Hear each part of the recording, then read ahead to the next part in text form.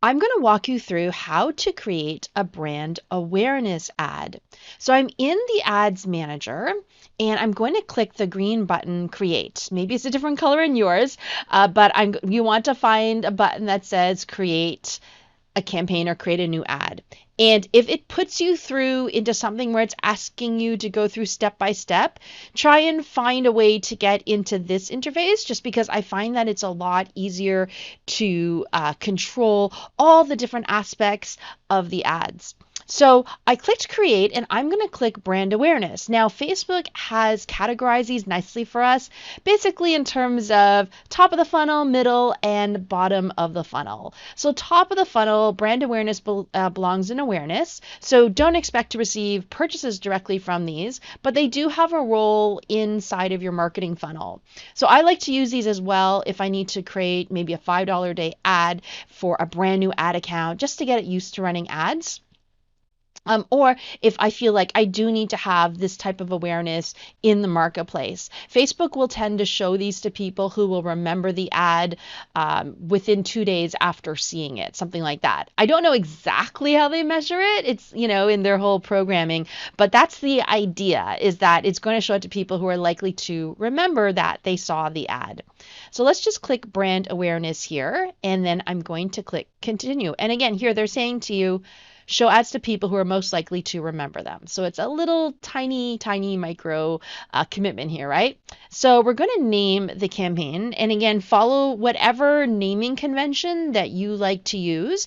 I do like to indicate the name of the campaign and the objective so that at a glance I can see what it is that I'm running. So for example, maybe this is for my short video sprint. So I'm just going to put short video sprint here, and I'm just going to put here brand awareness.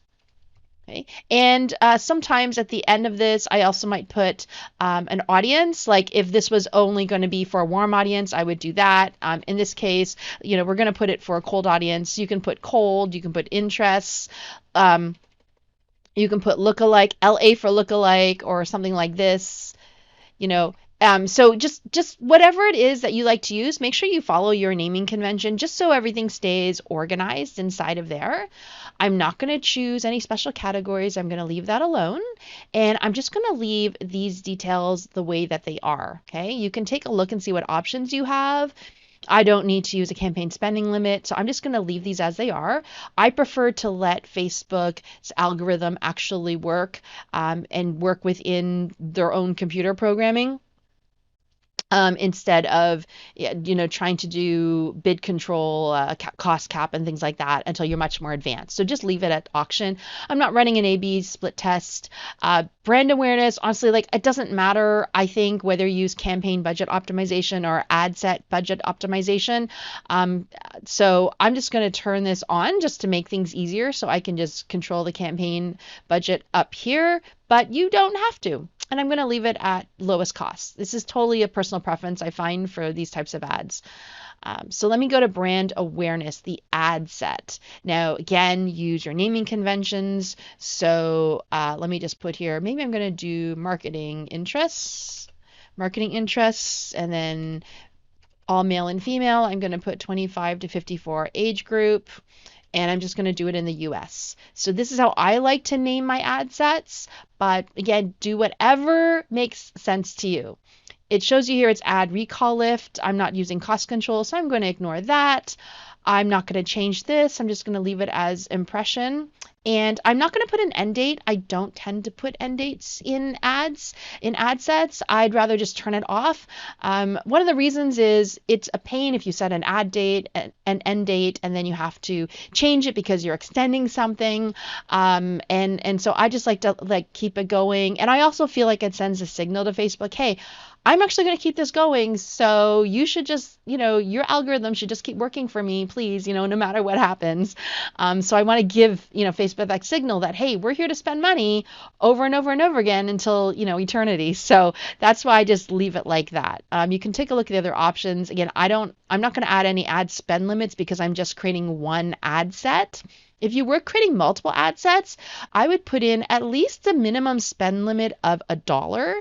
So I would click edit here. I would click this, and I can do this here just for one, even if I have one ad set.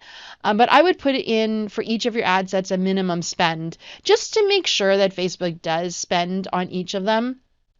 If you don't, then it's just going to put all the spend behind the one that they think will work best. And if you are testing stuff and you want to make sure that both of them get an equal chance, then I would go for it.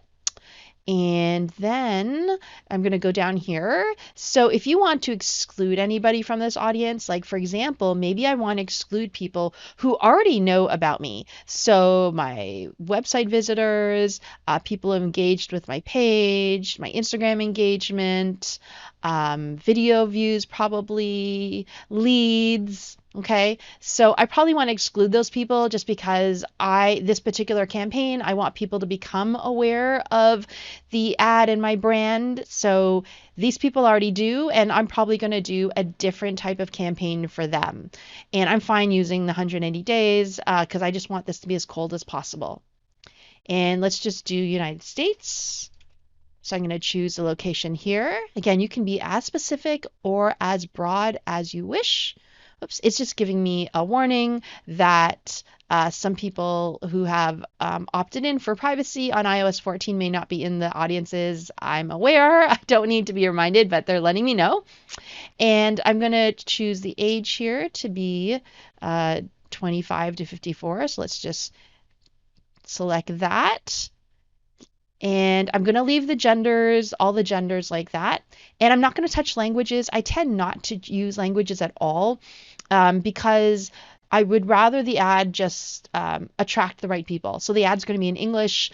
And also, if you put it English here as the language, it actually restricts it to people who have filled in that option in their profile. And a lot of people don't fill that in. So I don't want to exclude those types of people from the account. So I'm just going to leave all languages. And for targeting, let's make it really broad. So it's actually, I put marketing interests. Let's literally just put marketing in there. Sometimes you have to wait a minute for it to come up. Let's just put marketing and we'll make it very, very broad. And let's just leave it like that. And, maybe I'm going to narrow it to, let's see, Facebook page admins. So let's just put page, let me just put here and put page admins. Okay, and here we go. This comes up here. You can also add, I put that in there. You can include the business page admins too if you want to. I feel like the other admins should be included in this big category. So now it doesn't give me a size, and the reason is because I put all these exclusions here of custom audiences, and they don't, for privacy reasons, they don't show you the exact number of most of your custom audiences. So that's why. If you wanted to see the potential reach that they're going to estimate here, which I know is going to be huge, you can delete all of these and then add them back in again. I'm not going to bother doing that right now because I know this is a huge audience.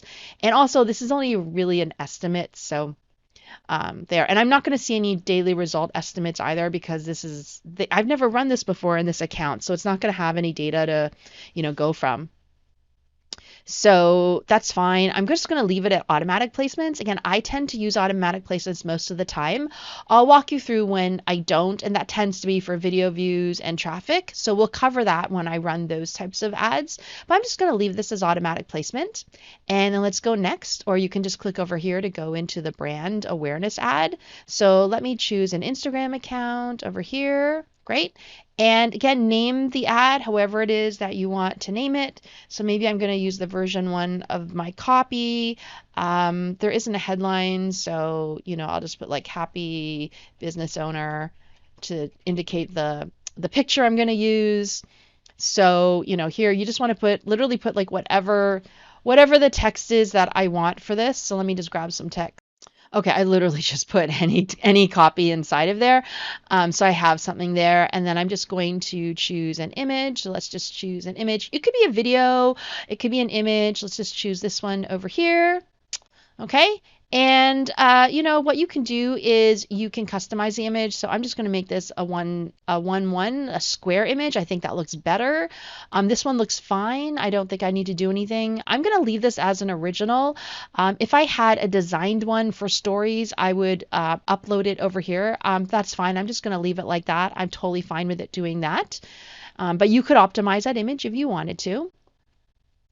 Okay, great. So that's what this is over here. I'm not going to add a website URL. I'm going to save using website URLs for traffic and conversion campaigns. I just want this to look, natural in the feed and for somebody to remember it. And if I wanted it to be branded, I could use, I could also use like a branded image as well. I don't know if I have one to use here right now, but I have one here from, like, for example, this is for the podcast, right? So I could use this one, if I wanted to, from the podcast. So it is, a little bit more branded. So it's out there. So whatever, depending on the campaign, feel free to use whichever you want to use there. I'm just going to leave this blank. Like I'm not having a URL in here, so I don't have to have the tracking. You could put it in there just in case somebody is finding you and clicking through and doing something so it can track you there. And again, I don't have a URL, so I'm not going to choose URL parameters. And and then I'm just going to turn this off for now. And then I'm ready to publish. So if you want to take a look at your creatives a little bit more closely, you can edit whichever way you want them to look in each of the different areas. I have a video that goes in a lot more detail in terms of the creatives. So I'm not going to spend time on that right now. And I'm not going to cover branded content in this one right now. It's just a walkthrough of a branding awareness campaign. So you can check out the other video too I do where you are running ads in collaboration with another brand as an affiliate or as an influencer. So there you go. That is your brand awareness ad. And I will go on to create other videos for each of the different types of ads. You can just jump into each one of these as you need, depending on the type of ad that you are running.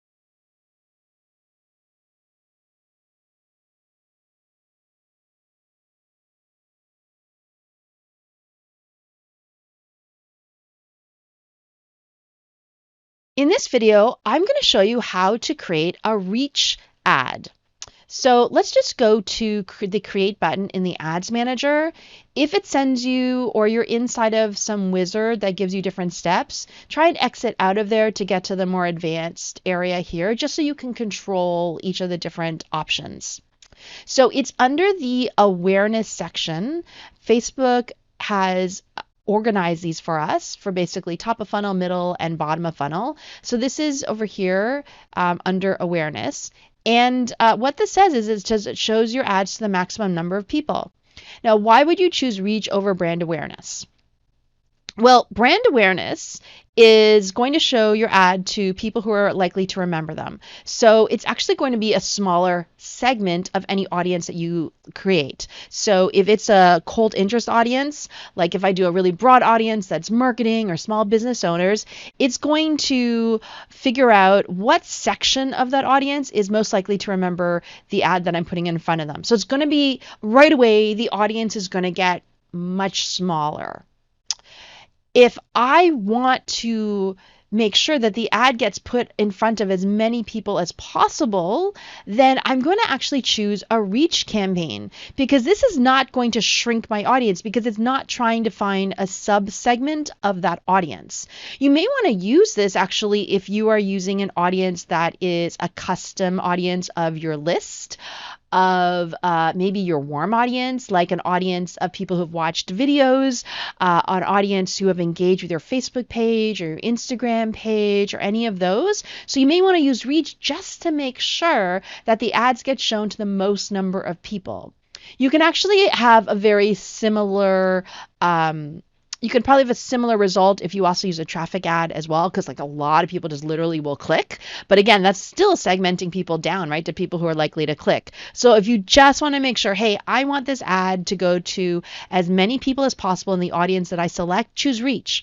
I think it makes sense to do this if you have a custom audience of, say, your list, because it's like you've already segmented that down, right? It's your email list. So you do want the ad to be in front of as many people as possible.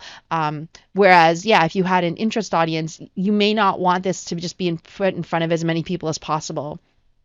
If you had a cold audience and you wanted to use reach, I'd probably test it out with an ad and a URL that you know actually convert really, really, really well. You know, pretty much it converts no matter who you put it in front of. So that way, you know, you have a better chance of actually having it convert that way. So that's what I would use the reach ad for. I don't use it that often actually, but those are the two places that I would use it in front of. So basically for retargeting, or again, if you had a really, really, really good offer. So again, here, use whatever naming convention works best for you. So let me just put here a short video and reach. So I know that it's the reach campaign. And I'm just going to leave everything as is here. Again, it's totally optional to you if you want to use campaign budget optimization or ad set optimization.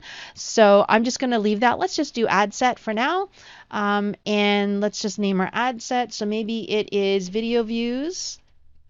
And I'm going to put through play here.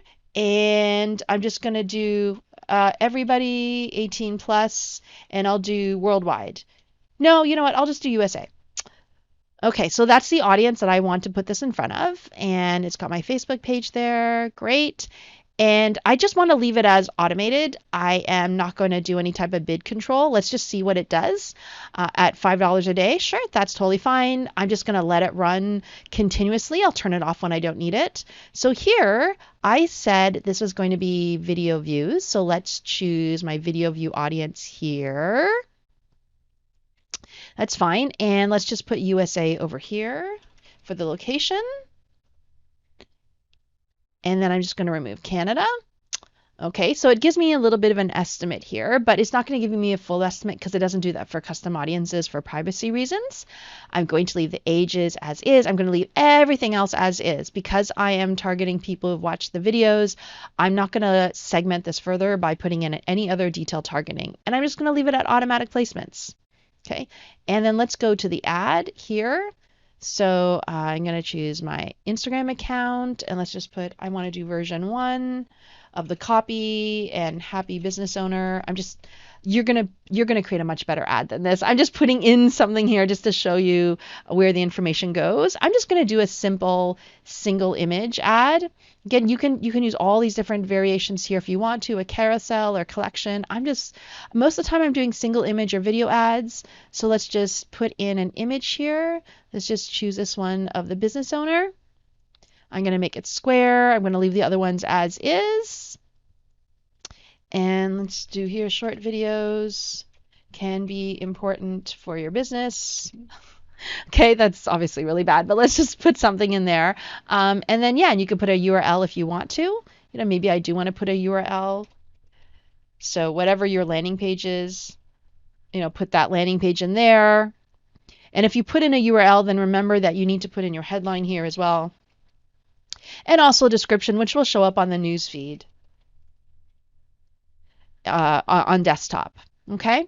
And because I now have a URL, then I can choose whichever button I want. I'm just going to leave it as is.